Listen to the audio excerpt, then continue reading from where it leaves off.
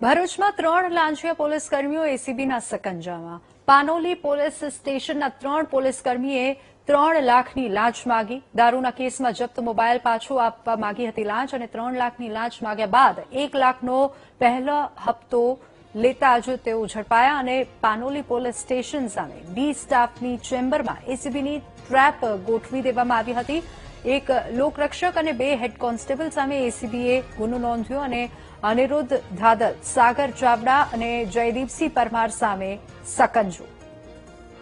વધુ વિગતો સાથે સંવાદદાતા ગૌરવ આપણી સાથે ફોનલાઈન પર જોડાઈ ગયા છે। ગૌરવ, આ સમાચારને લઈને શું વધુ વિગતો મળી રહી છે? જી, આજરોજ એસીબી દ્વારા ભરૂચની અંદર એક સફળ ટ્રેપ કરવામાં આવી હતી, જેની અંદર પાનોલી વિસ્તારની અંદર આવેલા પોલીસ સ્ટેશનની અંદર ડી સ્ટાફમાં અને અંકલેશ્વર વિસ્તારની અંદર કામ કરતા એવા એક લોકરક્ષક અને 2 હેડ કોન્સ્ટેબલ હતા, જેમના દ્વારા લાંચ માંગવામાં આવી હતી 3 લાખની।